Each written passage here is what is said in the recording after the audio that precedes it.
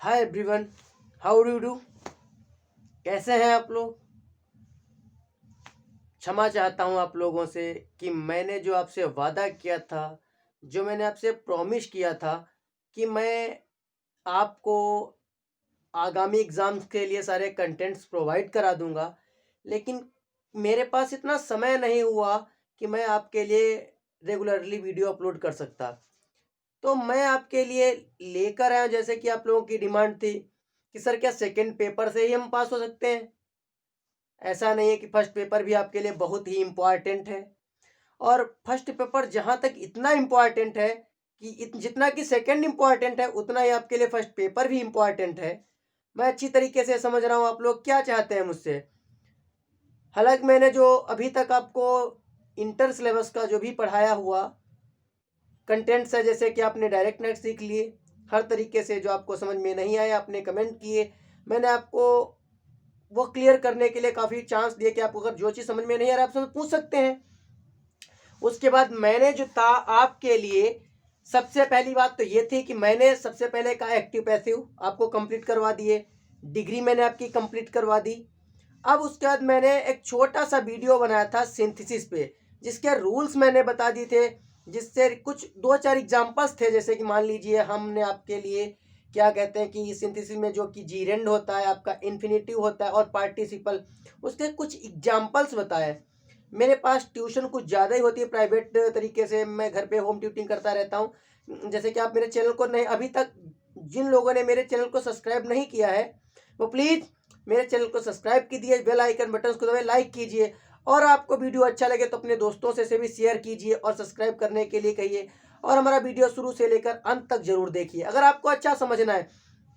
ये गारंटी है मेरी, मैं गारंटी लेता हूं। अगर आपको इस वीडियो से कोई लाभ ना हो तो मेरे चैनल को अनसब्सक्राइब करके बेल आइकन ना दबाएं और मेरे चैनल को गालियां देकर आप चले जा सकते हैं। मैं बिल्कुल है, बिल्कुल परफेक्टली मैं बोल रहा हूं। अगर आपको इस वीडियो से कोई बेनिफिट ना हो, मैं गारंटी के साथ कह रहा हूं कि मैं जो आपको बताने जा रहा हूं आज, जो मैं आपके लिए लेकर आया फर्स्ट पेपर में, वो 100% आपके परीक्षा में 100% नहीं, मैं 500% दावे के साथ कह सकता हूं कि जो मैं आज बताऊंगा इससे रिलेटेड, जो कि आपका 70%, जैसे 70 नंबर का एग्जाम जो होगा, 70 नंबर का एग्जाम होगा, उसमें आपको लगभग लगभग 65% फंसना ही फंसना है इसी से।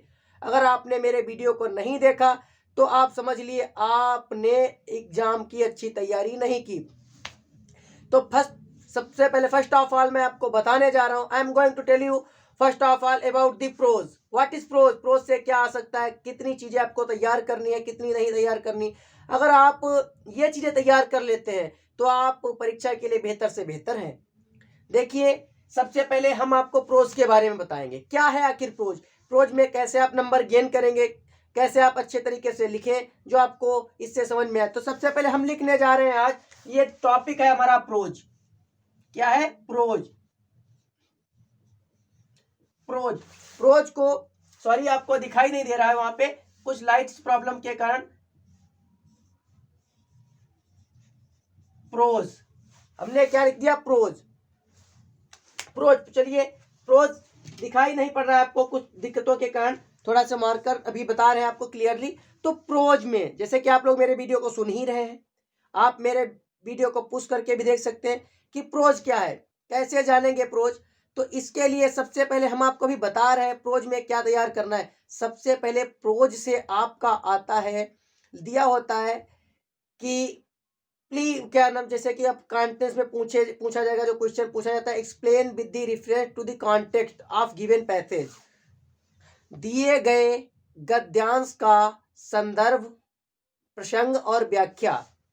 एक आता है रेफरेंस, गद्यांश का अर्थात जो प्रोज का रेफरेंस आप कैसे करेंगे, ये डिपेंड करेगा आप पे कि आप किस तरीके से करते हैं।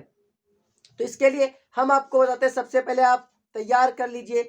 इस बार जो है आपकी रेफरेंस पूछी जाएगी, इस बार जो रेफरेंस पेपर में आनी है वो आएगी दो ही लेसन से। सबसे पहले मैं आपको 100% बता रहा हूं, एक गर्ल विद ए बास्केट जिसके राइटर है विलियम सी डगलस, इसी पार्ट से पूछी जाएगी। ये 100% नहीं, 400% मैं क्लियरली बता रहा हूं।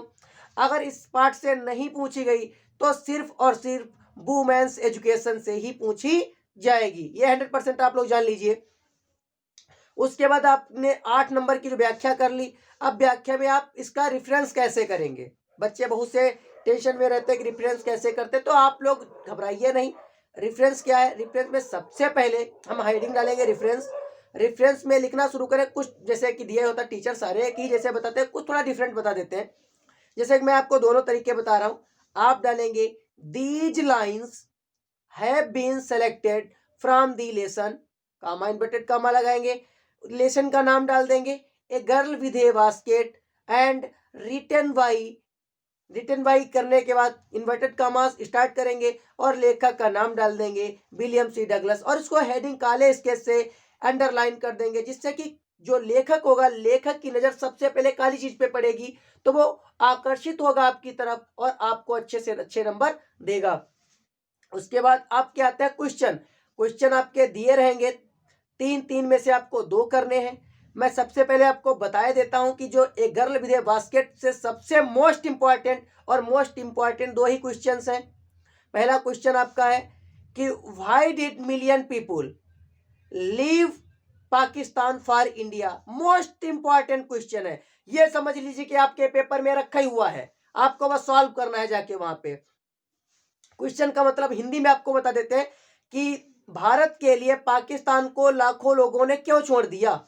जैसे कि आप लोग स्टोरी जानते ही हैं कि बंटवारे के कारण, जिसमें भारत और पाकिस्तान का बंटवारा हुआ, उसके बाद पाकिस्तान में जो व्यक्ति थे, हिंदू लोग थे, उनको जबरदस्ती धर्मांतरण करवाया जा रहा था, जिसके कारण वे धर्म परिवर्तन नहीं करना चाहते थे। इसलिए उन्होंने पाकिस्तान को छोड़कर भारत आना मुनासिब समझा कि उनका धर्म भी बचा रहे।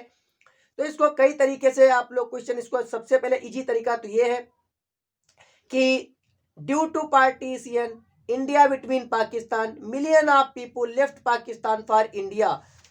देवर, वहां पे कई तरीके से, they were afraid of fanaticism religion, यानी कहने रिलीजियस, इसका मतलब यह हो गया कि वहां पर धर्म परिवर्तन होने के कारण उन्हें भय था कि उनका धर्म परिवर्तन करा दिया जाएगा, इसलिए उन्होंने पाकिस्तान। और दूसरा क्वेश्चन था what force to the writer to buy the little girl's basket. एक क्वेश्चन ये बहुत इंपॉर्टेंट है कि लेखक को छोटी लड़की की किस चीज ने उसका बास्केट खरीदने के लिए बाध्य कर दिया। तो इसका आंसर यही है कि जब लेखक ने उस लड़की को कुछ सिक्के दे दिए, उसके बदले में कोई चीज नहीं ली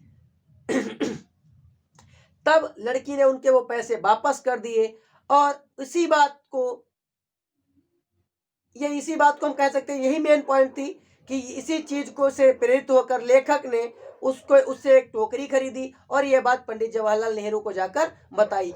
2 क्वेश्चन हो गए। और तीसरा क्वेश्चन ये इसी पार्ट से था कि why did the children descend like locusts on the writer, कि बच्चे टिड्डियों की दल की भांत लेखक पर क्यों टूट पड़े। तो इसका इजी आंसर है कि बच्चों को लगा कि लेखक एक अमीर आदमी है और ये उनके टोकरियां खरीद लेगा। तो इंग्लिश में कह सकते हैं the children thought the writer was a rich man so he would buy there baskets. ये आंसर हो गया। 3 क्वेश्चन आपने तैयार कर लिए, 3 से मेरी गारंटी 100% है कि एक क्वेश्चन जरूर फंसेगा इसी में से। दूसरा क्वेश्चन जो है आपका, अगर फंसेगा तो फंसेगा, लास्ट वाला जो आपको वुमेन्स एजुकेशन है उससे फंस सकता है। आप लोग ध्यान से उससे पढ़ेंगे तो मैं आपको सारे कंटेंट से प्रोवाइड कराऊंगा जिससे कि आप मेरे वीडियो को देखें। और मैं आपको एक और गारंटी वाली बात बताए दे रहा हूं, इस बार जो है जो कि सेंट्रल आइडिया आनी है वो 100% करेक्टर आप हैप्पी लाइफ पे ही आएगी। करेक्टर आप हैप्पी लाइफ का सेंट्रल आइडिया मैं जल्द से जल्द आपको अपलोड करवा दूंगा अगले वीडियो में। ये उसके बाद मैं आपको ये आज बताने जा रहा हूँ कौन कौन सी चीजें आपको तैयार करनी है, कौन सी इंपॉर्टेंट करेक्टर आप हैप्पी लाइफ 100% है। और उसके बाद दूसरी अगर कोई संभावना है तो वो ट्रू ब्यूटी लगातार दोनों आएंगी। और इसमें से मैं 100% 1000% कह सकता हूं कि करेक्टर आप हैप्पी लाइफ ही आनी है। उसके बाद जो पोएट से व्याख्या आएगी, आप लोग, फिर मैं कह रहा हूं, गारंटी से बोल रहा हूं कि the song of the free written by Swami Vivekananda, ये 100% आनी है। The song of the free के जो 2 स्टेंजाज हैं, एक नेचर वर एंग्री फ्रोन वाला और दूसरा आपका है लेट आइज ग्रो डिम। ये वाला मोस्टली इंपॉर्टेंट है, दोनों तैयार कर लीजिए, दोनों में से एक तो आना ही आना है आपका। ये क्लियर हो गया। व्याख्या मैंने आपको बताई दी, क्वेश्चन आंसर बता दिए। और सबसे दूसरी चीज, शॉर्ट स्टोरी से आपको जो क्वेश्चन पूछा जाएगा वो शॉर्ट स्टोरी में सबसे पहले कि व्हाट वर संकुच problem and how did he solve them. ये क्वेश्चन मोस्ट इंपॉर्टेंट है, आप तैयार कर लीजिए इन क्वेश्चनों को। और जैसे कि मैं आपको फिगर ऑफ स्पीच के बारे में बता दूं, फिगर ऑफ स्पीच में क्या है कि आप पर्सोनिफिकेशन तैयार कर लीजिए। इसमें क्या होता है, पर्सोनिफिकेशन का मतलब ही मानवीकरण होता है नहीं होता है? तो पर्सोनिफिकेशन क्या है, मानवीकरण है।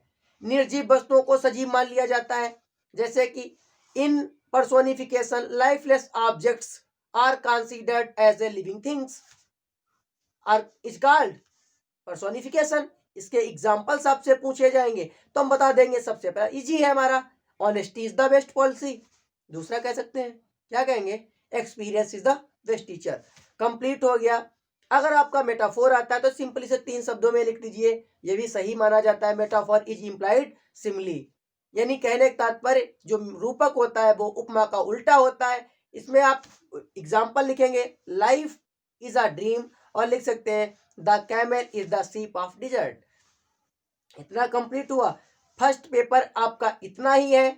इससे अभी मैं अगला वीडियो आपको जब लेकर आऊंगा विद एग्जाम्पल, पूरे एक्सप्लेनेशन आपको एक्सप्लेन कैसे करनी है। हाँ, ये भी मैं पक्का बता रहा हूं कि मेरा अगला जो वीडियो आएगा, आज तो शुरुआत थी फर्स्ट पेपर की, तो अगला वीडियो आएगा मैं सिर्फ एक लेसन का सिर्फ एक ही कॉन्टेक्स्ट बताऊंगा। वही कॉन्टेक्स्ट उस पार्ट से कोई भी कुछ कहीं से भी पूछा जाए आप उसको लिख सकते हैं, क्योंकि बहुत सेंट्रल आइडिया तरीके से मैं लेकर आऊंगा आपके लिए। पोयम कोई भी आए, हर पोयम का एक ही कॉन्टेक्स्ट, बदल बदल के नहीं, जिससे आपको भी आराम हो जाए और आप अच्छे नंबर पा सकें। अगर आपने अभी तक मेरे चैनल को सब्सक्राइब नहीं किया है तो प्लीज सब्सक्राइब करें, लाइक करें, कमेंट करें और शेयर करें। जो कि आपको प्रॉब्लम आए आप कमेंट बॉक्स में आइए, मैं आपकी सारी परेशानियां दूर करूं। मिलते हैं अपने अगले वीडियो में।